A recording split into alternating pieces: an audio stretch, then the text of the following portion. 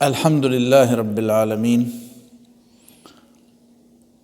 والصلاة والسلام علی سید الانبیاء والمرسلین محمد النبی الأمی وعلی آلہ وصحبہ اجمعین اما بعد فعن ابی ہریرۃ رضی اللہ تعالی عنہ قال قال رسول اللہ صلی اللہ علیہ وسلم ان اللہ تعالی طیب لا يقبل الا طیبا وإن اللہ عز وجل امر المؤمنین بما امر به المرسلین فقال تعالی یا ایہا الرسل کلوا من الطیبات واعملوا صالحا انی بما تعملون علیم وقال تعالی یا ایہا الذین آمنوا کلوا من طیبات ما رزقناکم ثم ذکر الرجل یطیل السفر اشعث اغبر یمد یدیہ الی السماء یقول یا ربی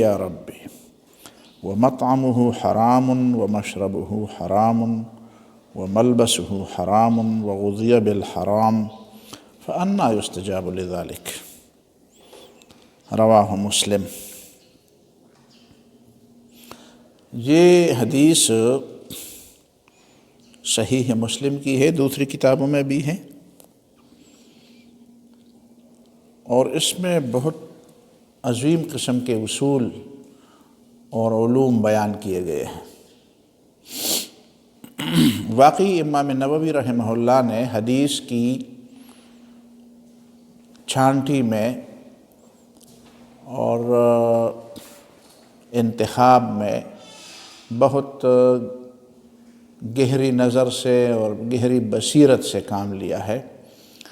ساری احادیث سمجھنے کی ہیں اور سیکھنے کی ہیں، اور اس کے اندر بڑی بڑی گہرائی اور بصیرت کی باتیں ہیں، لیکن انہوں نے جامع احادیث نقل کی ہیں جن کے اندر بہت بڑی بڑی اور گہرائی والی مباحث ہوتی ہیں۔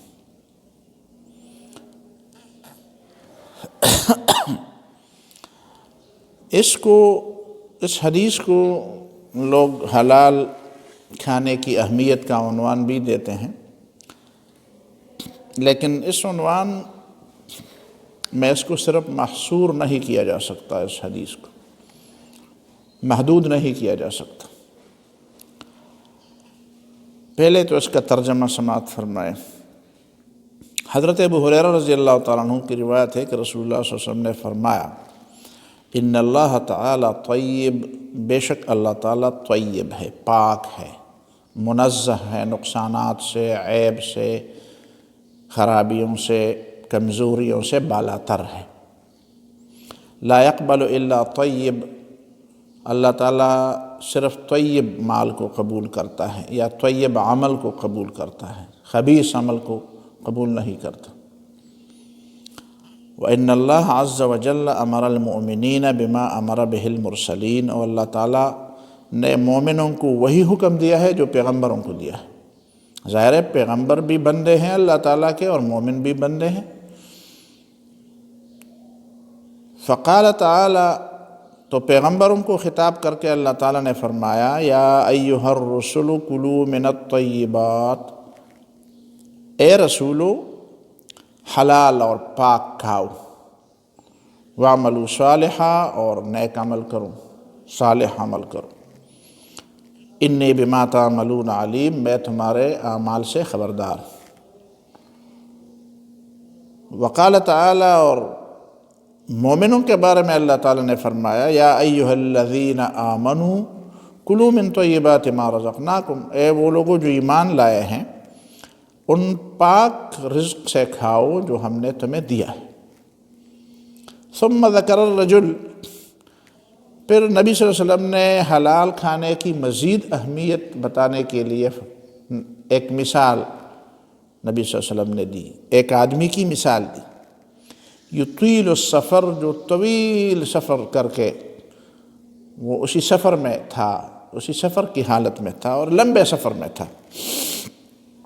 اشعث، اس کے بال پراگندہ تھے، یعنی اس کو تیل لگانے یا صاف کرنے، اپنے بال دھونے، صاف کرنے، تیل لگانے، اس میں کنگھی کرنے، ان کو سنوارنے کا موقع نہیں ملا، اس لیے کہ وہ سفر میں ہے یا اس کے پاس وہ سامان و اسباب نہیں ہے۔ تو اشعث ہے، اس کے سر کے بال پراگندہ ہیں۔ اغبرا، اس کے گردن پر گرد پڑی ہوئی ہے، گردآلود ہے، اس لیے کہ اس کو نہانے دھونے کا موقع نہیں ملتا۔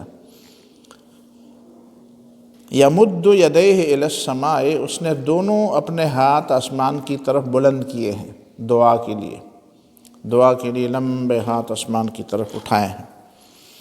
اور یقول، بار بار یہ دہائی دیتا ہے کہ یا رب یا رب، اے میرے رب میں بھوکا ہوں، اے میرے رب میں محتاج ہوں، اے میرے رب میں تھکا ہوا ہوں، اے میرے رب میں کمزور ہوں، اے میرے رب میرے کام مشکل ہو رہے ہیں۔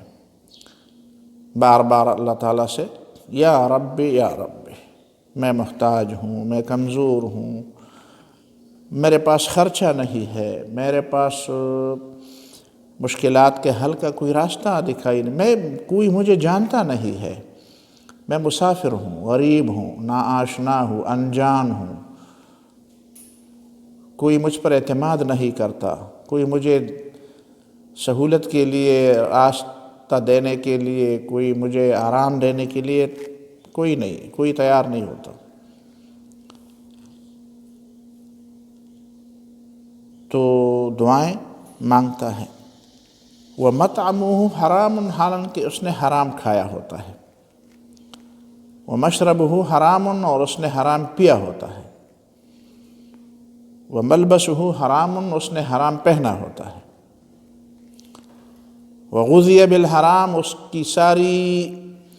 اس کے جسم کی پوری نشو و نما حرام غذا سے ہوئی ہے، اس کا گوشت پوش، اس کا خون، اس کا جسم حرام سے پلا بڑا ہے۔ فَأَنَّا يُسْتَجَابُ لِذَلِكَ، تو اس طرح کے آدمی کی دعا کیسے قبول ہو جائے گی؟ یعنی نہیں قبول ہوتی، قبول ہونے کی نہیں ہے۔ اللہ تعالیٰ قبول کرتا ہے تو دوسری بات ہے، لیکن اس کی طرف سے جو دعائے قبولیت کی جو شرائط ہے وہ تو اس نے پوری نہیں کی۔ اس نے اپنی شرائط پوری نہیں کی، اللہ تعالیٰ شرائط کے بغیر اس کو کچھ دیتا ہے تو دوسری بات ہے۔ یہ تو سادہ ترجمہ ہوا اس کا۔ اب اس میں تھوڑی سی جو کچھ الفاظ کی مزید تشریح کی طرف آتے ہیں۔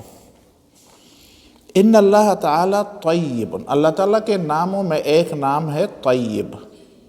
وہ اسماء حسنہ میں اس طرح نہیں ہے طیب لفظ، جس طرح طبیب لفظ بھی اس اسماء حسنہ میں جو 99 نام ہیں ان میں وہ نہیں ہے، لیکن حدیث میں ہے کہ اللہ تعالیٰ طیب بھی ہے، طبیب بھی ہے۔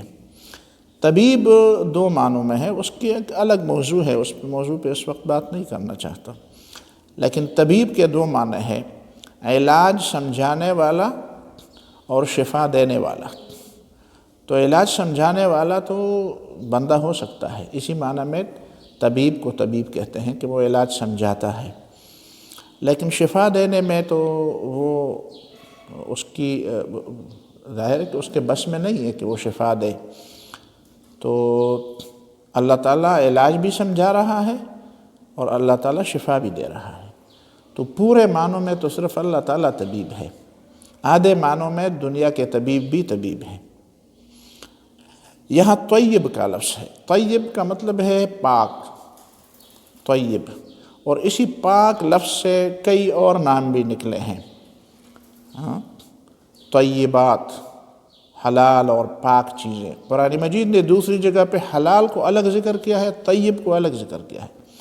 کلوا مما فی الارض حلالا طیبا، زمین کے اندر جو چیزیں حلال ہیں جو تمہارے لیے جائز کی گئی ہیں، اور طیب بھی ہیں۔ کبھی ایک چیز حلال ہوتی ہے لیکن طیب نہیں ہوتی۔ طیب کا مطلب ہے جو مزہ دینے والا ہو، مزیدار ہو، جس طرح مزیدار کا لفظ نہیں، یہ طیب کا معنی یہ بھی ہے، مزیدار، آپ کو پسند بھی ہو۔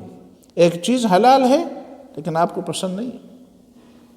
مثال کے طور پر ایک آدمی کو ایک حلال چیز پسند نہیں ہے، چیز حلال ہے لیکن اس کو پسند، نبی صلی اللہ علیہ وسلم کو وہ گوہ کا گوشت پسند نہیں تھا، حلال ہے، اور نبی صلی اللہ علیہ وسلم نے فرمایا حلال ہے لیکن مجھے پسند نہیں ہے۔ ضب جس کو کہتے ہیں، جو حضرت خالد نے کھایا اور نبی صلی اللہ علیہ وسلم نے نہیں کھایا۔ اسی طرح مرچ ہے، سبز مرچ مجھے بہت پسند ہے اور لوگ حیران ہو جاتے ہیں جب میں ان کے ساتھ کھانا کھاتا ہوں تو میں سبز مرچ بہت زیادہ کھاتا ہوں، تو کہتے ہیں یار یہ تم کیسے کھاتے ہو؟ بس مجھے پسند ہے، کسی کو پسند نہیں۔ ہمارے ایک محترم تھے، وہ کہتے ہیں یار دنیا میں تو یہ کڑوا ہے، آخرت میں اس کا کوئی ثواب نہیں ہے، تو کیوں اس کو کھاتے ہیں؟ اس کو کھاتے کیوں ہیں؟ لیکن مجھے مزہ دیتا ہے۔ لیکن آپ کو مزہ نہ دے، نہ کھاؤ، ٹھیک ہے۔ یہ جو وہ ہے نا، وہ مٹھائیاں اور اس طرح کی چیزیں جو بازاروں میں اس طرح مجھے پسند، فطری طور پر مجھے پسند نہیں ہے، حلال ہے، مجھے پسند نہیں ہے۔ مجھے چکن پسند نہیں ہے، طبیعت مزاج کے لحاظ سے مجھے پسند نہیں ہے، ٹھیک ہے، حلال ہے لیکن مجھے پسند نہیں ہے۔ میں وہی گھر والی وہ عام جو دیہاتی والی مرغی ہے وہ اس کو میں پسند کرتا ہوں، لیکن یہ جو چکن ہے اس کو میں پسند کے مطابق نہیں کھاتا۔ نہیں ہے پسند تو نہ پسند کریں۔ تو طیب کا مطلب ہے کہ آپ کو مزہ بھی دے، تو اس سے طیبات نکلا۔ پھر طیبات میں اخلاقیات کو بھی، اخلاقیات کے لحاظ سے بھی طیبات کو اس کا دائرہ وسیع کیا گیا ہے، جس طرح قرآن نے فرمایا الطیبات للطیبین والطیبون للطیبات، پاک لوگ، پاک کردار والے لوگ۔ تو دیکھیں نا، اس کا دائرہ وسیع کر دیا گیا۔ پھر اس کو اور بھی وسیع کر دیا گیا ہے، تو شہروں کے نام بھی اسی سے لیے گئے، جس طرح مدینہ کا ایک نام ہے طیبہ یا طیبہ، ہم عام طور پر مدینہ طیبہ کہتے ہیں، لیکن طیبہ بھی مدینہ کے ایک ناموں میں سے ایک نام ہے۔ 30 سے اوپر کچھ نام ہیں مدینہ کے، تو اس میں ایک نام طیبہ بھی ہے، طوابہ بھی ہے۔ طوابہ جو اس کی ہوا بڑی زبردست ہے، اور آج کل ساری دنیا نے دیکھ لیا کہ واقعی اس دور کے اندر مدینہ طیبہ کو یہ مقام حاصل ہے کہ اس کی ہوا، اس کی فضا، اس کا ماحول بہت پاکیزہ ہے، بہت پاکیزہ۔ تب طوبی لہم وحسن مآب، طوبی لہم، حیات طوبی، زندگی، پوری زندگی، خوشگوار زندگی، طوبی لہم، ان کے لیے خوشگوار زندگی ہے، ان کے لیے جنت کی زندگی ہے۔ طبتم فادخلوها خالدین، تم دنیا میں پاک تھے، صاف تھے، خوشگوار زندگی گزارنے والے تھے، پاک صاف زندگی، پاک کردار کے مالک لوگ تھے، تو تمہیں یہاں پہ بھی پاکیزہ زندگی مل گئی۔ تو یہ اس کا دائرہ بڑا وسیع کر دیا گیا ہے۔ طیب کو یہاں پہ ہم قدوس کے معنی میں بھی لے سکتے ہیں، القدوس، جس طرح قرآن مجید میں سورہ الحشر میں اللہ تعالیٰ کے اسماء ہیں، اسماء حسنہ ہے، ان اسماء حسنہ میں ایک لفظ ہے القدوس، الملک القدوس، ملک ہے، بادشاہ ہے۔ اب بادشاہ کا لفظ سنتے ہی فوراً ذہن میں ایک بات آ جاتی، تو بادشاہ ہے تو جابر ہے، قوت والا ہے۔ اب قوت والا ہے تو اس کو روکنے والا کوئی نہیں ہوگا، تو پھر وہ تو نعوذ باللہ جو کچھ کر سکتا ہے وہ کرتا رہے گا، کوئی اس کو روکنے والا، کوئی اس کے سامنے ڈٹ جانے والا نہیں ہوگا۔ اللہ تعالیٰ نے فوراً فرمایا القدوس، جو بادشاہی کے تصور کے ساتھ جو منفی خیالات ذہن میں آتے ہیں، اللہ تعالیٰ اس سے پاک ہے۔ القدوس، وہ بہت بالا و برتر ہے، بہت بالا و برتر ہے۔ کسی چیز کی منفی پہلوؤں سے اللہ تعالیٰ بہت بالا ہے۔ تو مالک ہے، وہ ملک بھی ہے، بادشاہ بھی ہے، لیکن بادشاہی کے عمومی تصور کے ساتھ جو باقی تصورات وابستہ ہیں، تو ان تصورات سے اللہ تعالیٰ بہت بلند ہے۔ یہ پہلی بات ہوئی۔ طیب، لا يقبل الا طیبا، اللہ تعالیٰ صرف طیب اور پاک چیز کو قبول کرتا ہے۔ ظاہر ہے قریب آتا، قبول کرنے کا مطلب یہ ہے کہ وہ اس کو قریب آنے دیتا ہے، قریب آنے دیتا ہے، ٹھیک ہے، معنی کے لحاظ سے یا ظاہری لحاظ سے اپنے قریب چھوڑتا ہے، اپنے قریب آنے دیتا ہے۔ تو ظاہر ہے کہ ایک آدمی جس کے ذہن کے اندر صفائی ہوگی تو وہ گندی چیز کو قریب نہیں آنے دے گا۔ تو اللہ تعالیٰ تو بہت ہی بالا و برتر ہے، سبوح قدوس طیب، بہت زیادہ بالا و برتر ہے، تو وہ گندی چیز کو اپنے قریب کیسے آنے دے گا؟ گندی چیز کو قریب نہیں آنے دیتا، تو قبول نہیں کرتا۔ اسی وجہ سے جو لوگ یہ سوال کرتے ہیں کہ ہمارے پاس حرام مال ہے تو اس کا کچھ صدقہ کریں گے تو پھر کیا ہو جائے گا؟ کچھ صدقہ کرنے کا کیا مطلب ہے؟ حرام مال سارے کا سارا واجب التصدق ہے، وہ تمہارے اوپر واجب ہے کہ اس کو صدقہ کر دو، اور صدقہ بھی کر دو بغیر نیت صدقہ کے۔ اگر تم یہ سمجھتے ہو کہ یہ میں نے خدا کے راستے میں دے دیا تو مجھے ثواب ملے گا، تو اور بھی شاید پھر لوگوں نے کہا کفر کا خطرہ ہے، اس لیے کہ تم تو مذاق بنا رہے ہو، گندی چیز خدا کے نام پر دے رہے ہو اور پھر ثواب کی نیت بھی کر رہے ہو۔ تو آپ کہیں گے کہ پھر کیا کریں؟ تو میں کہوں گا پھر اس طرح کریں جس طرح آپ کے گھر میں چوہا مر گیا ہے اور آپ اس کو باہر نکالتے ہیں، اور کوئی بچہ آگے سامنے آ جائے کہ چلو آپ مجھے دے دیں، میں باہر پھینک دوں گا، تو آپ اس کا شکریہ ادا کریں نا۔ وہ آپ کا شکریہ نہیں ادا کرنا چاہتا کہ آپ نے مجھے کوئی چیز دے دی۔ آپ نے اپنا گھر صاف کرنے کے لیے چوہا باہر نکالا یا جو گند تھا وہ باہر نکالا، اور اس کا شکریہ ادا کرے جس نے وہ گند آپ سے لے لیا اور آپ کے گھر کو صاف کرنے میں آپ کی مدد کی، ٹھیک ہے؟ تو یہ بنیادیں آپ اس کا شکریہ ادا کریں۔ آپ یہ نہ کریں کہ میں نے تمہارے اوپر احسان کر کے تمہیں کچھ دے دیا۔ سارا مال، سارا کا سارا حرام مال جو ہے وہ واجب التصدق ہے۔ لا يقبل الا طیبا، اللہ تعالیٰ صرف پاک مال، حلال مال کو قبول کرتا ہے۔ حرام اور حلال کی تمیز اللہ تعالیٰ نے انسان کے اندر رکھ دی ہے، لیکن انسان سمجھتا نہیں ہے یا سمجھنا چاہتا نہیں ہے۔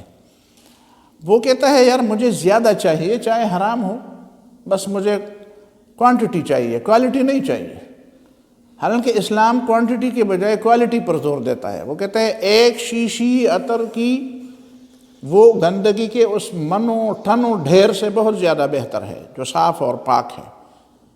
گندگی کے ڈھیر لگے ہوئے ہیں، اس کے مقابلے میں بالکل ایک چھوٹی سی شیشی جس میں چند بوندے، چند قطرے عطر کے پڑے ہوں، وہ بہت زیادہ، ایک قطرہ بھی ہو وہ بھی بہت قیمتی ہے اس کے مقابلے میں۔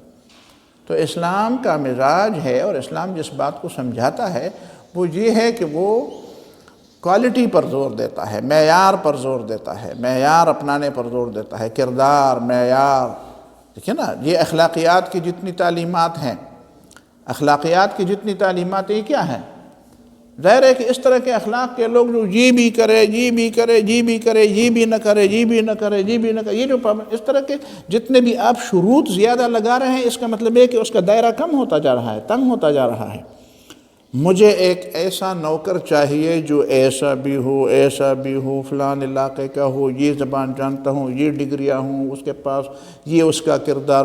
تو جتنے آپ شرائط زیادہ لگائیں گے اتنے اس کا دائرہ تنگ ہوتا جائے گا۔ تو اسلام تو یہی شرائط لگاتا ہے، یہ پورا قرآن بھرا ہوا ہے، اخلاقیات میں ہے، شرائط ہے، حرام و حلال زندگی میں ہے، معیشت میں ہے، معاشرت میں ہے۔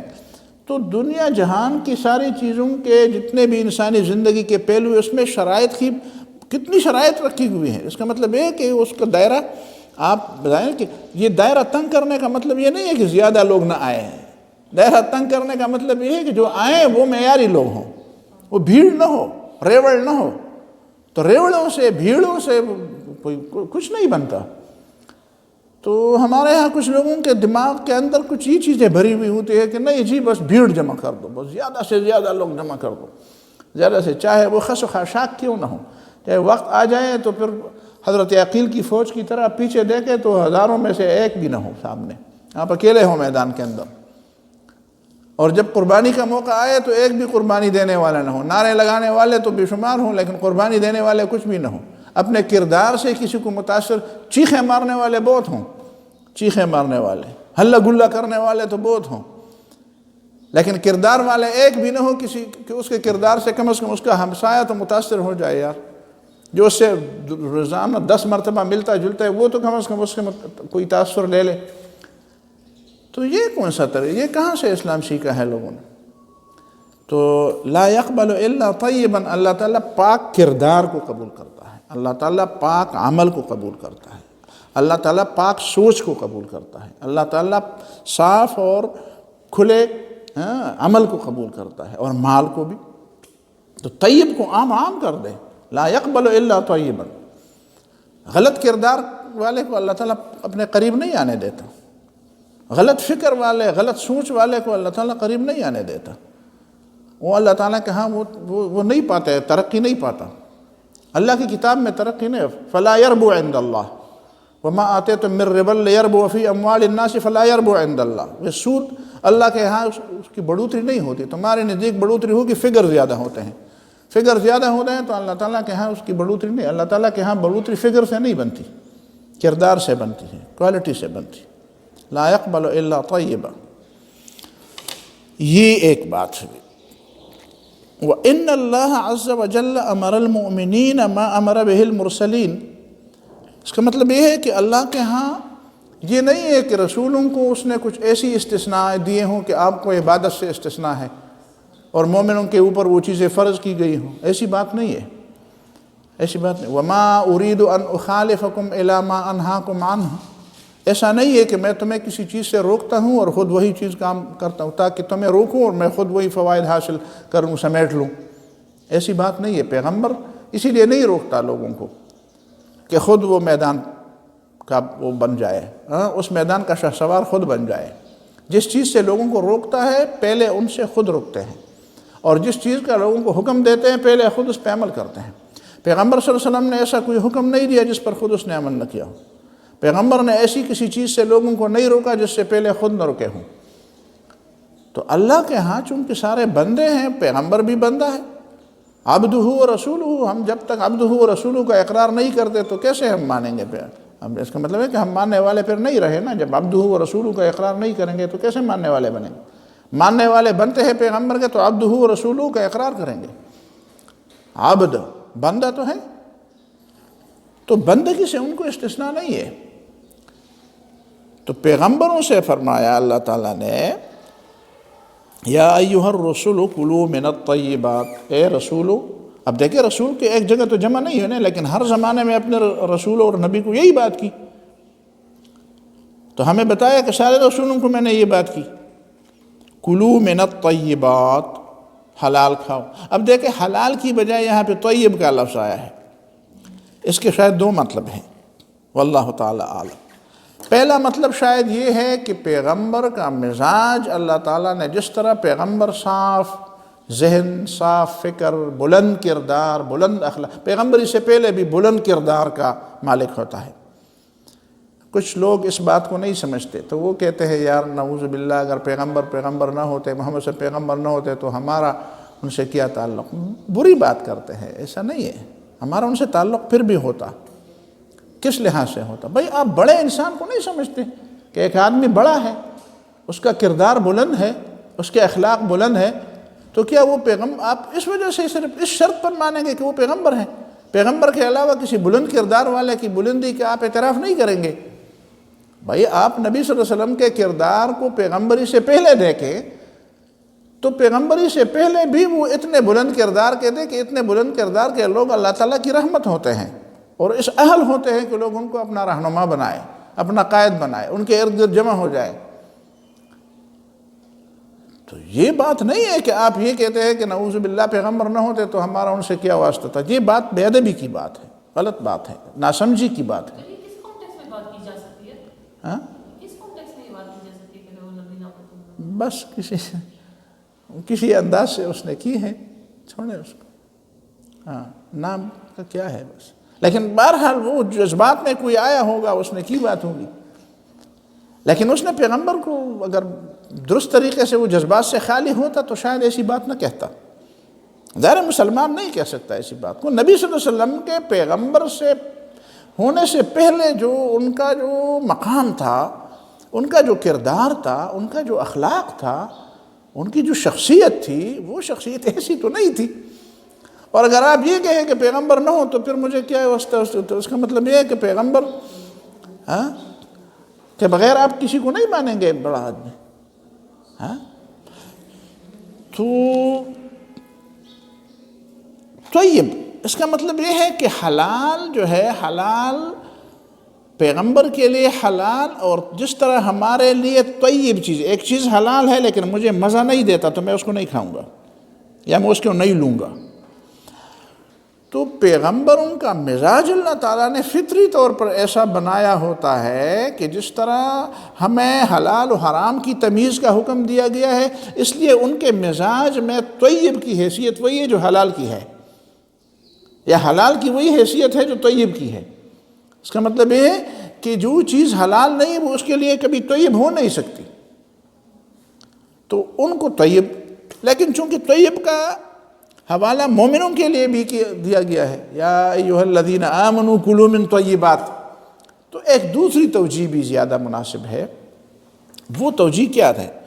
وہ توجیہ یہ مناسب ہے کہ یہاں پہ طیب کا معنی ہے بمقابلہ خبیث، اس طرح قرآن نے سورہ نور میں طیب کو خبیث کے مقابلے میں لایا ہے۔ تو اس کا مطلب یہ ہے کہ قرآن مجید میں حلال کو حلال بھی کہا گیا ہے، جب حرام کا مقابلہ ہو اور حلال کا تو حلال کا لفظ بتایا گیا ہے، لیکن جہاں پہ طیب کا لفظ قرآن نے استعمال کیا ہے تو وہاں پہ طیب کے مقابلے میں خبیث کا لفظ ہے، ٹھیک ہے؟ تو کلوا من طیبات کا معنی ہے خبیث نہ کھاؤ، یا ایھا الذین آمنوا کلوا من طیبات ما رزقناکم، اس لیے سورۃ البقرہ میں اللہ تعالیٰ نے طیب اور خبیث کا مقابلہ بھی اسی طرح کیا ہے مال کے مقابلے میں۔ وَلَا تَتَيَمَّمُوا أَنفِقُوا مِن طَيِّبَاتِ مَا كَسَبْتُمْ وَمِمَّا أَخْرَجْنَا لَكُم مِّنَ الْأَرْضِ وَلَا تَيَمَّمُوا الْخَبِيثَ مِنْهُ تُنْفِقُونَ وَلَسْتُمْ بِآخِذِيهِ إِلَّا أَن تُغْمِضُوا فِيهِ، تو انفقوا من طیبات ما کسبتم ومما اخرجنا لکم، تم نے جو حلال اور مزیدار حلال کا، ولا تیمموا الخبیث، اور گندے فضول بیکار قسم کی چیز کی، گندی چیز کی طرف نہ جاؤ کہ اس کو خدا کے راستے میں خرچ کر دو یا خدا کے نام پر خرچ کر دو۔ تو طیب یہاں پہ بمقابلہ خبیث کے ہے۔ اچھا، یا ایھا الرسل کلوا من الطیبات واعملوا صالحا، اور نیک عمل کرو۔ نیک عمل کرنے کے لیے جو شرائط ہیں قبولیت کے، وہ شاید پہلے بھی میرے خیال میں بیان کیے گئے ہیں، لیکن ایک دوسرے انداز سے میں پھر بھی اس کا تذکرہ کروں۔ وَاعْمَلُوا صَالِحًا، عمل صالح، جس طرح یہیں پہ عمل صالح کے لیے حلال کھانے کی شرط رکھی گئی ہے، اس کے علاوہ عمل صالح کے لیے 3 اور بھی شرائط ہیں کہ اللہ تعالیٰ کے ہاں اس کو قبولیت تب ہوگی جب 3 شرائط ہوں گی۔ پہلی شرط یہ ہے کہ اس کے اندر، عمل صالح کرنے والے کے اندر ایمان ہوگا، ایمان نہیں ہوگا تو عمل صالح اللہ کے ہاں قبول نہیں کر۔ ایک آدمی جتنا بھی عمل کر دے، جب اللہ تعالیٰ پر اس کا ایمان نہیں ہے تو اللہ تعالیٰ اس کا اجر نہیں دیتا۔ ایک آدمی نے بہت پہلے سے مجھ سے تو نہیں پوچھا، بالواسطہ پوچھا، انڈائریکٹلی، کہ اچھا آپ کہتے ہیں یہ بجلی جس نے بنائی ہے وہ جہنم میں جائے گا؟ میں نے کہا یہ جنت اور جہنم میرے باپ کا نہیں ہے، سمجھ میں آتی ہے؟ یہ جس کی ہے اس سے پوچھیں، اور جس نے یہ کام کیا ہے اس سے پوچھیں کہ اس نے کس لیے کیا، خدا کے لیے کیا ہے یا دنیا کے لیے کیا ہے۔ اگر اس نے خدا کے لیے یہ کام کیا ہے تو خدا تو بخیل نہیں ہے، پھر لا یضیع اجر المصلحین اجر المحسنین، اللہ تعالیٰ تو کسی کی مزدوری ضائع نہیں کرتا۔ تو پھر آپ کو کیا پڑی ہے کہ آپ خواہ آپ اللہ تعالیٰ سے زیادہ مہربان آ گئے ہیں کہ اس کا غم کھائے ہوئے ہیں تمہارا دماغ، ہاں، اس کی بخشش کا غم تمہارا دماغ کھا رہا ہے۔ اگر اس نے خدا کے لیے کیا ہے تو خدا اس کا اجر ضائع نہیں کرے گا، لیکن اگر اس نے دنیا کے لیے کیا ہے تو پھر اللہ تعالیٰ، دنیا کے لیے تو کئی لوگ بہت کام کرتے ہیں، تو پھر تو سارے لوگوں کو بخشنا پڑے گا۔ تو پھر کیا تم خدا کو مشورے دے رہے ہو؟ خدا کو مشورے دے رہے ہو؟ شرط یہ ہے کہ اللہ تعالیٰ کے نزدیک کسی عمل کی قبولیت تب ہوگی جب اس پر ایمان ہوگا۔ آپ کہیں گے یار اس کی کیسے اس کو سمجھیں؟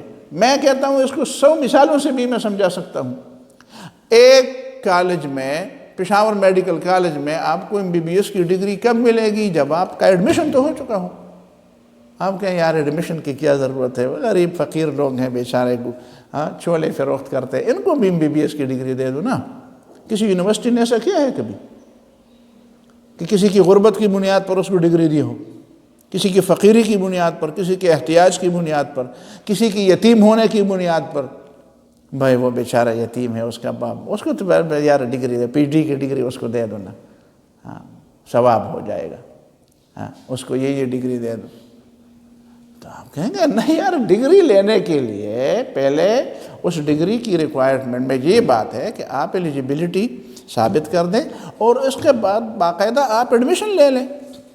یا ایک دوسرے انداز سے، 2 آدمی آپس میں وہ ایک کاروبار پر ایک کمپنی بناتے ہیں اور دونوں آدمی ایک ایگریمنٹ سائن کرتے ہیں، ٹھیک ہے، اور اس ایگریمنٹ کے نتیجے میں جو کمپنی بنتی ہے اس کا پھر وہ ریٹرن آتا ہے، اس کا پھر فائدہ آتا ہے، پھر اس کا وہ پیسے کماتے ہیں، ہاں ارننگ ہوتی ہے، تو دوسرا آدمی کہتا ہے یار مجھے بھی ارننگ میں کہ حصہ دار بنا دو، تو آپ اس کو یہ کہیں گے کہ پہلے تو ایگریمنٹ سائن کر دیں، پہلے ایگریمنٹ میں آ جائیں تو آپ اس کمپنی کا حصہ بن جائے تو آپ کو بھی حصہ بقدر جسہ مل جائے گا۔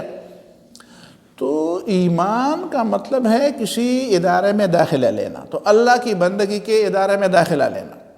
ایمان کا مطلب ہے کسی کے ساتھ ایگریمنٹ سائن کرنا اور اس کے بعد اس کے فوائد سمیٹنا، تو بغیر ایگریمنٹ سائن کیے ہوئے فوائد نہیں سمیٹے جاتے، بغیر ایڈمیشن لیے ہوئے آپ کو ڈگری نہیں ملے گی، تو بغیر ایمان کے آپ کو اجر نہیں ملے گا، بس یہ صاف بات ہے۔ ایمان اس کے لیے شرط ہے۔ دوسری شرط اس کے لیے ہے سنت کے مطابق عمل کرنا، قرآن و سنت کے مطابق، اللہ کی مرضی اور پیغمبر کی مرضی کے مطابق عمل کرنا، اس کے ہدایات کے مطابق عمل کرنا۔ اپنی طرف سے آپ عمل کرو گے تو اس کا اجر نہیں ملے گا، یہ بھی آسان سی بات ہے۔ اپنے عمل سے ایک آدمی نے دیکھا کہ وہ آدمی روزانہ یہاں پہ آتا ہے پھر جاتا ہے، وہ آدمی پھر آئے ادھر بیٹھے اور پھر 2 بجے وہ بھی چھٹی کر کے چلا جائے، تو کیا اس کو کیا ملے گا؟ اس کو تنخواہ ملے گی؟ وہی اس کو تنخواہ نہیں ملے گی۔ اس کو کس نے کہا کہ تم صبح آتے جاؤ اور پھر شام کو 2 بجے واپس جاتے جاؤ؟ ٹھیک ہے، یا چلیں ڈگری آپ یہ کہیں کہ داخلہ اس نے لے لیا ہے، داخلہ بھی لے لیا ہے لیکن کام وہ نہیں کرتا جو کام اس کے حوالے کیا جاتا ہے۔ داخلہ اس نے لیا ہے، ایڈمیشن اس نے لی ہے لیکن نہ پڑھتا ہے، اور آنے کے بعد کالج آنے کے بعد جب اس نے داخلہ لے لیا تو ویسے ادھر ادھر میں وقت گزارتا ہے، تو اس کو کیسے ڈگری ملے گی جب وہ امتحان میں ہی فیل ہو جائے گا، جب وہ رولز کے مطابق چلتا ہی نہیں ہے؟ کبھی کبھی شاید اس کو گیٹ سے واپس کر دیا جائے گا کہ جاؤ، تو کیوں؟ اب وہ کہتے ہیں یار میرا تو ایڈمیشن ہو گیا، اب مجھے کیوں واپس کرتے ہیں؟ کہتا ہے یار اس کے مطابق آ جاؤ۔ تو کسی ملازم کے لیے اپنے باس یا اپنے جاب ڈسکرپشن کے مطابق عمل کرنا پڑے گا نا، تب اس کو اس میں آ جائے گی نا۔ کسی کی جاب ڈسکرپشن میں کوئی اور بات ہے، وہ جا کر وہاں پہ گیٹ میں چوکیدار بن کے کھڑا ہوتا ہے، کہتے ہیں میں نے تو کام کر دیا۔ بھائی جو کام تمہارے حوالے کیا تھا وہ تو نہیں کیا، تم نے وہ کام کر دیا جو اپنی مرضی کے مطابق تھا۔ تمہاری مرضی کبھی ہوتے ادھر جاتے ہو، تمہاری مرضی ہوتے ادھر جاتے ہو، جو کام تمہارے حوالے کیے وہ تو نہیں کرتے۔ تو پیغمبر صلی اللہ علیہ وسلم کا اتباع کرنا، سنت کا اتباع کرنا، اس کے بغیر کیسے آپ کو اجر مل سکتا ہے؟ کس نے آپ کو کہا ہے کہ یہ کام کریں؟ قیامت کے دن اللہ تعالیٰ کہے گا یہ کام جو تم نے ثواب کا سمجھا، یہ کس نے کہا تھا کہ تم یہ ثواب کا کام ہے؟ آپ کہیں گے کہ میرے جی نے کہا تھا، میرے فلان نے کہا تھا۔ کہتے ہیں فلان سے مانگو نا، فلان سے مانگو، مجھ سے کیا مانگتے ہو؟ میں نے جو کہا تھا وہ تو تم نے نہیں کیا۔ اسی طرح اخلاص بھی ایک چیز ہے۔ اخلاص کا مطلب یہ ہے کہ صرف جسم اور ظاہری طور پر آپ عمل نہ کرتے ہوں، بلکہ آپ فکری طور پر بھی اس کی بندگی کے لیے تیار ہوں۔ عمل صالح یعنی اس کا مطلب یہ ہے کہ آپ کی فکر، آپ کی سوچ، آپ کا ذہن، آپ کا دل و دماغ بھی اس پہ مطمئن ہو۔ دل و دماغ کسی چیز پر مطمئن نہ ہو اور دنیا میں آپ وہ کام کر لیں گے تو شاید دنیا والے آپ کو کچھ دیکھیں نا، کتنے لوگ ہیں جو اپنے باسوں کو گالیاں دیتے ہیں لیکن ان کو نوکری ملتی ہے اور تنخواہ بھی ملتی ہے۔ کیوں ملتی ہے؟ اس لیے کہ اس باس کو پتہ نہیں چلتا کہ دل سے کیا ہے، وہ دل سے مانتا ہے، شاید وہ سلوٹ بھی کرے لیکن دل سے گالی بھی دے، تو اس کو تو علم نہیں ہوتا، لیکن خدا کو تو علم ہے کہ تم سجدے میں تو پڑے رہے ہو لیکن تمہارا دل کیا ہے۔ جو میں سر بسجدہ ہوا کبھی تو زمین سے آنے لگی صدا، تیرا دل تو ہے صنم آشنا، تجھے کیا ملے گا نماز میں؟ اور دل میں صنم اور بت ہو اور سر سجدے میں ہو تو ہمیں تو پتہ نہیں چلتا، ہم تو اس کو دیکھتے ہیں کہ سر سجدے میں ہے، لیکن خدا کو تو پتہ ہے نا کہ سر سجدے میں ہے لیکن دل کسی اور کے پاس ہے، دل میں تو بت پڑے ہوئے ہیں۔ اور عمل صالح کی مثال کیا رہیں گے؟ میں عمل صالح کی مثال دیتا ہوں چوری کی۔ عمل فاسد کی مثال، عمل صالح کی مثال ہے کہ آپ امانت کا لحاظ رکھتے ہیں، امانت دار، اور عمل صالح نہیں ہے، یعنی عمل صالح نہیں، حلال کھانے کی بات کرتا ہوں، حلال کھانے کی بات۔ حلال کھانے کی مثال ایسی ہے کہ آدمی اپنے اسی چیز پر اکتفا کرتا ہے جو اسے ملتی ہے، اصولی طور پر جو اس کو ملتی ہے، جو سہولیات، جو فیسیلیٹیز، جو بینیفٹس، جو تنخواہ یا جو بونس، جو چیز بھی آپ لیں اصول کے مطابق لیں۔ اس اصول کے مطابق، اس کے علاوہ اس اصول کو وائلیٹ کر کے جو چیزیں آپ اس ادارے سے یا کسی سے حاصل کرنا چاہتے ہیں وہ چوری شمار ہوتی ہے۔ اب چوری شمار دے، چوری پکڑی جائے گی تو آدمی کو کیا کر دیا جائے گا؟ کہتا ہے کہ نہیں آپ کو تو چوری کیا کرتے ہیں لوگ؟ سزا دیتے ہیں پھر۔ اچھا آپ کو یہ سہولیات بھی ملتی ہیں اور آپ چوری بھی کرتے ہیں، خیانت بھی کرتے ہیں، کرپشن بھی کرتے ہیں۔ تو حلال کھانے کی مثال ایسی ہے اور اس کے مقابلے میں حرام کھانے کی مثال ایسی ہے۔ حلال کھانے کا مطلب ہے کہ جو چیزیں اصولی طور پر تمہیں ملی ہیں، ٹھیک ہے، تم نے یہ ڈکلیریشن دیا، تم نے یہ چیز دستخط کی، میرے اور تمہارے درمیان یہ معاملہ طے پایا، یہ ایگریمنٹ ہو گیا، اس کے بعد تمہارے یہ فرائض میرے یہ، اس کے علاوہ تم جو کچھ کرتے ہو، چوری چھپے کرتے ہو، تو وہ کیا ہے؟ وہ حلال کے مقابلے میں حرام ہے۔ تو ملبسہ حرام وغذی بالحرام، حرام کھایا ہے، حرام پیا ہے، حرام پہ اس کی نشو و نما ہوئے ہے، اس کی یہی مثال۔ تو یہ ہے عمل صالح کی بات۔ وَاعْمَلُوا صَالِحًا إِنِّي بِمَا تَعْمَلُونَ عَلِيمٌ، میں تمہارے عمل کے مطابق۔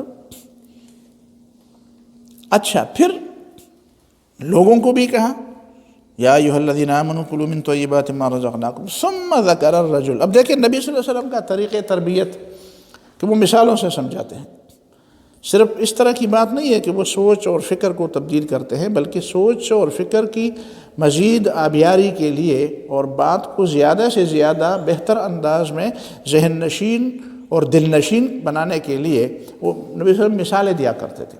کبھی کبھی نبی صلی اللہ علیہ وسلم لکیریں بھی کھینچتے تھے اور کبھی کبھی اس طرح کی مثالیں بھی۔ ثم ذکر الرجل، اب ایک آدمی کی اس نے ایک تصویر کشی کی، ایک آدمی ہے یطیل السفر، لمبے سفر پر ہے۔ اس کا مطلب یہ ہے کہ درمیان میں یہ بات ہے کہ سفر پر جو آدمی ہوتا ہے اس کی دعا قبول ہوتی ہے، مسافر کی دعا قبول ہوتی ہے۔ اس کا مطلب یہ ہے کہ یہ آدمی ایسی حالت، اور صرف مسافر نہیں ہے، لمبے سفر پر ہے، سفر میں بھی وہ بالکل لمبے سفر پر ہے۔ جب عام مسافر کی دعا قبول ہوتی ہے تو لمبے سفر والے مسافر کی تو دعا بطریق اولا قبول ہوگی۔ یطویل السفر، لمبے سفر پر بھی۔ اشعث اغبر، یہاں پہ بھی کچھ مسئلے ہیں۔ اشعث اس کے بال پراگندہ ہیں، اغبر اس کا جسم، اس کا پورا جسم کپڑے سر سے پاؤں تک گردآلود ہے۔ اشعث شعث کا مطلب ہے کہ بال پراگندہ ہوں، کنگھی کرنے، صاف کرنے، اس تیل لگانے، اس میں سنوارنے کا موقع نہیں ملا۔ اس طرح حدیث میں آتے ہیں حاجی کون ہے، تو نبی نے فرمایا حاج کون ہے؟ الشعث التفس، الشعث پراگندہ بالوں والا، اور تفس جس کے اوپر گرد پڑی ہوئی ہو، جس کو نہانے کا موقع نہ ملتا۔ سارے 5 دنوں میں تو ہم کو نہانے کا موقع نہیں ملے گا۔ یہ جو عرفہ کے دن سے ایک دن پہلے یوم ترویہ، 8واں 9واں 10واں 11واں 12واں، یہ 13واں تو چلو معاف بھی ہے، ہو سکتا ہے، لیکن یہ 5 جو دن ہے حج کے، اس میں تو آدمی کو سر کھجانے کا موقع نہیں ملتا۔ مجھے یاد ہے کہ یہ بات کرنے کی نہیں ہے، لیکن مجھے یاد ہے پتہ نہیں 3 کلو کہ 4 کلو میرا وزن ان 5 دنوں میں کم ہوا، اس لیے کہ ہم نے سوچا تھا کہ ہم پیدل جائیں گے، حرم سے پیدل عرفات تک، ہم نے گاڑی استعمال نہیں کی۔ ہم نے کہا چلو نبی صلی اللہ علیہ وسلم کے زمانے میں جو لوگ جس طرح کرتے تھے اسی طرح کریں گے، تو عرفات تک پیدل اور پھر وہیں پہ اور پھر واپس پھر پیدل، اور یہ تو 5 دنوں میں آپ کو سر کھجانے کا موقع نہیں ملے گا۔ تو یہ بات ہے کہ اشعث، شعث اور اغبر گردآلود۔ اچھا اب ایک بات تو آپ نے کر دی کہ یطویل السفر، وہ طویل سفر پر ہے، اس کا مطلب یہ ہے کہ جو سفر پر ہوتا ہے وہ سفر قبولیت دعا کی ایک سبب ہے، کہ اچھا جو مسافر ہے اس کی دعا، ظاہر ہے کہ وہ بیچارہ کیا ہے، یعنی مطلب یہ کہ اس کا دل ٹوٹا ہوا ہے، ٹوٹے ہوئے دل کی دعا قبول ہوتی ہے، ٹوٹے ہوئے دل کی دعا قبول، یہ ایک دوسرا موضوع ہے، ٹوٹا ہوا دل کیا ہے۔ لیکن یہ دوسری بات کہ اشعث اغبر، کیا یہ بھی قبولیت سفر کے لیے ضروری، قبولیت دعا کے لیے شرط کے طور پر ہے؟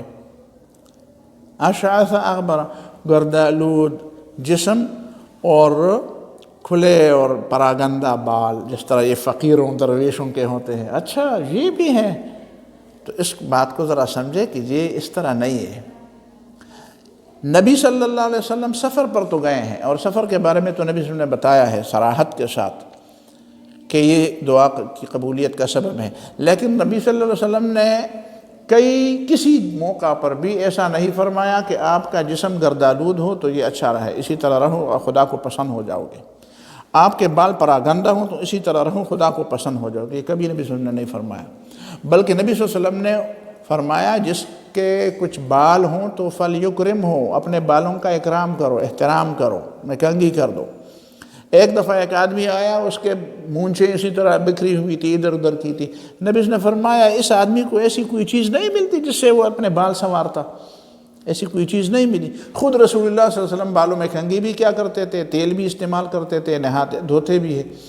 کسی صحابی کو ایسا نہیں دیکھا، اور نہ اس کی وہ کی صفائی کو پسند کیا، کنگھی کو پسند کیا، ٹھیک ہے، طہارت کو پسند کیا، بال سنوارنے کو پسند کیا، ایسی شکل کو، ایسے انداز کو پسند کیا جس کو لوگ دیکھ کر محبت کریں، تعلق رکھے اور قریب آنے دیں، اور قریب جانے میں وہ محسوس کرے کہ خوشبوئیں کو پسند کر دیا۔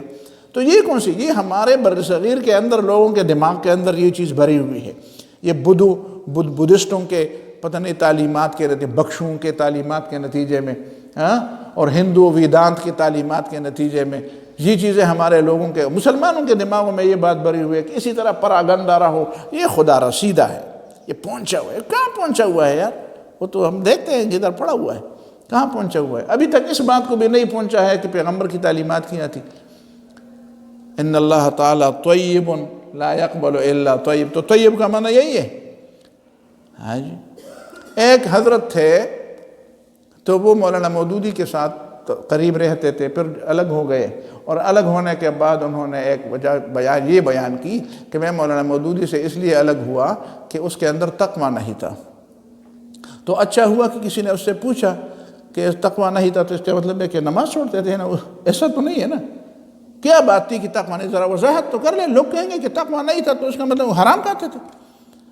تو اس نے کیا کہا، نہیں وہ تو اس طرح بات تو نہیں ہے، حرام تو نہیں کھاتے تھے، لیکن وہ روزانہ نہا دھوتے تھے، روزانہ کپڑے تبدیل کرتے تھے، صاف استری کیے ہوئے کپڑے روزانہ، بالوں میں کنگھی کرنا، خوشبو لگانا، اور بالکل مطلب یہ ہے کہ تیار ہو کر باہر نکلتے تھے۔ تو یہ اس کا مطلب، اچھا تو میرے ذہن میں یہ بات ہے، میں نے ایک درس میں نے یہ کہا کہ اچھا اس مولوی صاحب کے ذہن میں تقویٰ یہ تھا کہ صبح گھر سے نکلتے ہوئے گندگی کے ڈیر میں ایک دو وہ کیا کہے قلابازیاں کھائی جائیں تو پھر چلا جائے، پھر چلا جائے پروگرام میں بھی، اور شادی میں جانا ہو، کہیں پروگرام میں جانا، تقریر کرنے جانا ہو، جمعے کے لیے خطبہ دینا ہو ممبر کے لیے، تو گھر سے نکلتے ہی گھر میں اگر گندگی کا ڈیر نہ ہو تو پہلے تو چاہیے کہ گندگی کا ڈیر گھر میں ہو، اس لیے کہ مطلب والی چیز، تقویٰ والی چیز تو گھر میں ہونی چاہیے نا، تقویٰ والی چیز تو گھر میں ہونی چاہیے، تو گندگی کا ڈیر گھر میں ہونا چاہیے، لیکن گھر میں نہ ہو تو چلو اس گناہ سے پہ معافی مانگے، اور گندگی کے گھر سے باہر کوئی گندگی کا ڈیر دیکھے، پہلے میں 2-4 قلابازیاں کھائیں تاکہ آپ کیا بن جائیں، متقی بن جائیں۔ یہ ہے لوگوں کے دماغ میں تقویٰ، اور یہ ہے لوگوں کا اسلام کا فہم، اس کو کہتے ہیں اسلام کا فہم۔ ان کو اسلام کا بہت بڑا فہم حاصل ہے۔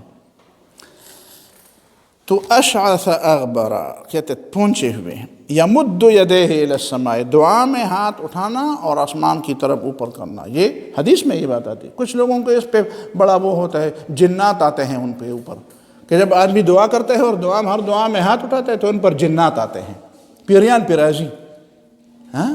اچھا اس موقع پہ نبی صلی اللہ علیہ وسلم نے ہاتھ اٹھائے ہیں، اس موقع پر ہاتھ اٹھائے ہیں، سمجھ میں آتی ہے بات؟ تو میں اس کا جواب عجیب دیتا ہوں، میں ان سے یہ کہتا ہوں کہ تم جو رفع الیدین کی بات کرتے ہو کہ نبی صلی اللہ علیہ وسلم نے نماز میں رفع الیدین کی ہے، تو تم مجھے صبح کی نماز میں رفع الیدین الگ، عشاء کی نماز میں الگ، عصر کی نماز میں الگ، مغرب کی نماز میں الگ، ظہر کی نماز میں الگ، سنتوں میں الگ، فرضوں میں الگ، وطروں میں الگ، نفلوں میں الگ، دن کے اس میں الگ، رات والی نمازوں میں الگ بتا سکتے ہوں، 5 نمازوں میں الگ الگ رفع الیدین ثابت کر سکتے ہوں۔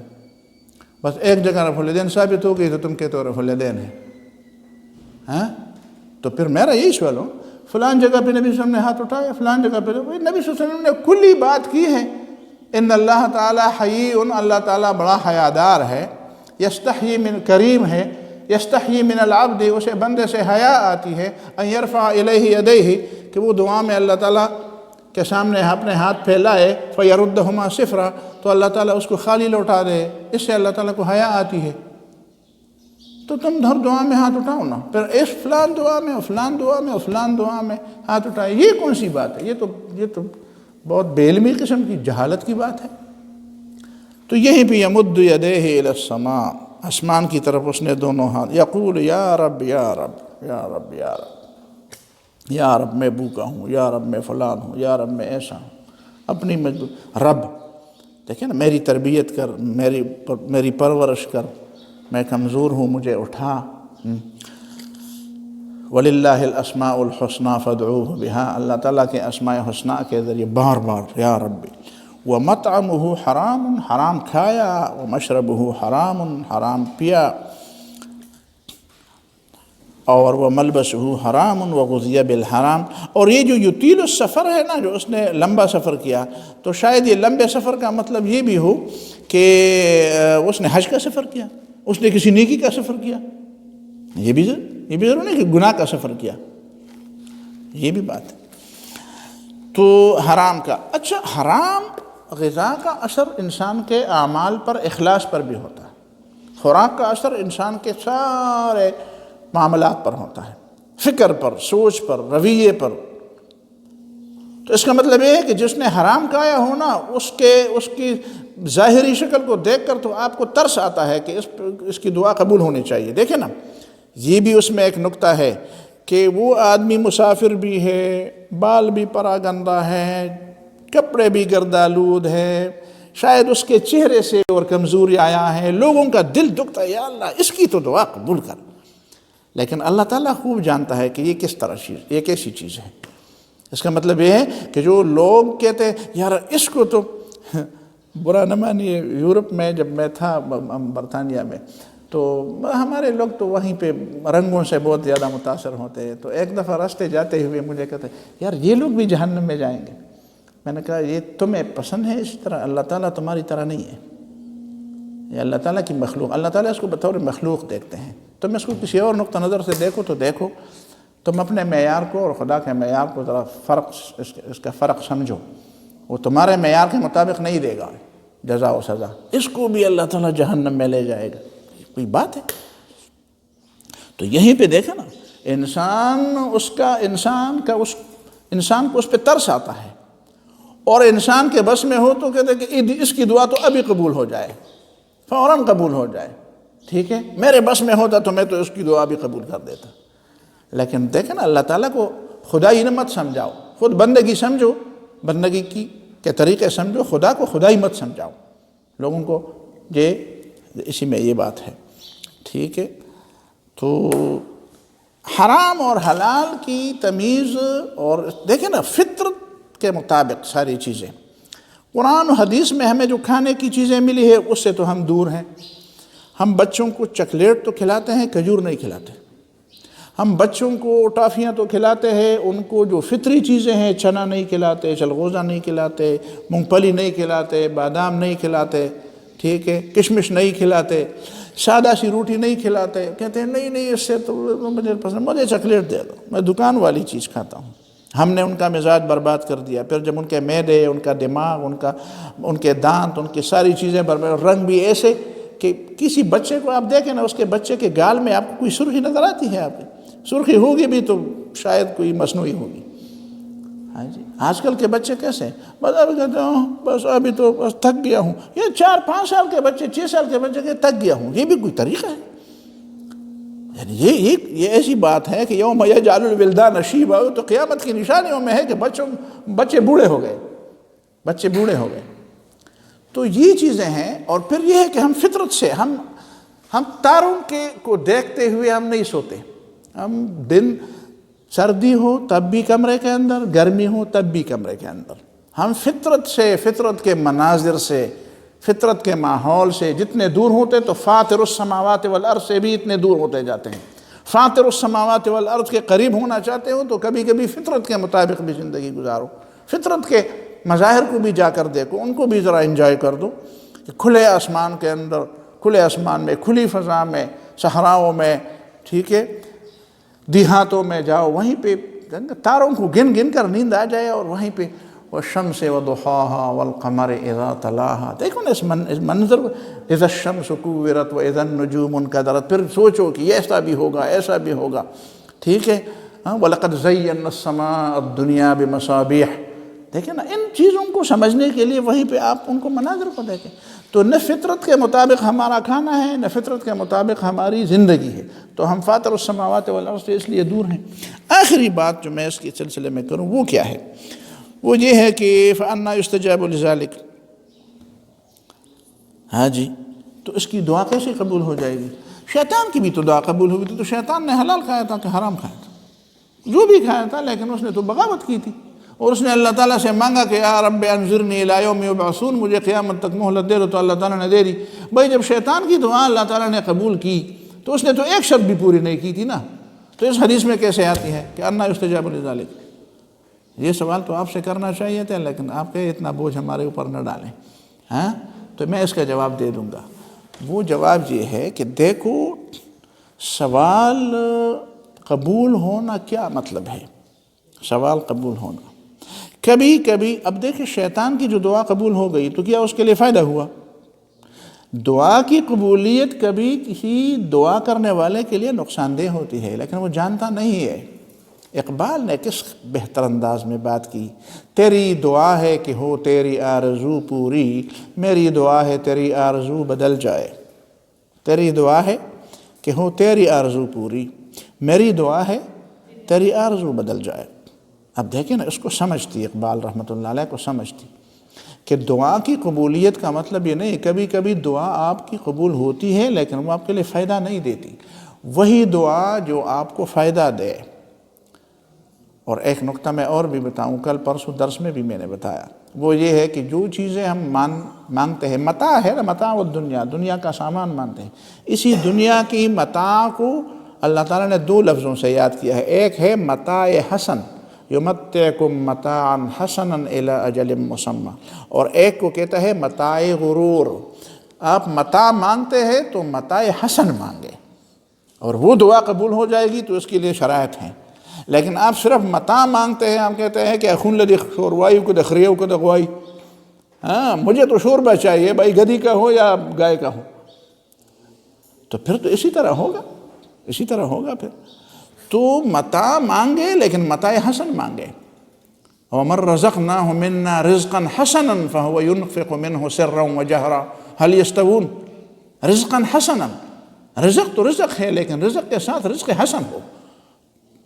تو جو دعا ان شرائط کے بغیر تمہاری قبول ہو جائے گی، وہ متاع تو آپ کو مل جائے گی لیکن وہ متاع غرور ہوگی. وہ رزق تو آپ کو مل جائے گا لیکن وہ رزق حسن نہیں ہوگا. شیطان کی طرح وہ تمہارے لیے ایک مزید مصیبت کا باعث بنے گا. اگر آپ یہ چاہتے ہیں کہ مجھے ملے متاع غرور کے بجائے متاع ملے لیکن متاع حسن ملے، رزق مطلقاً نہ ملے بلکہ رزق حسن ملے، انفق منہ سرا و جہرا، جس کو میں شریعت کے مطابق خرچ بھی کر لوں، تو پھر آپ کو شرائط پوری کرنی پڑے گی. ٹھیک ہے جی، بہت شکریہ، جزاکم اللہ خیر، وآخر دعوانا الحمدللہ.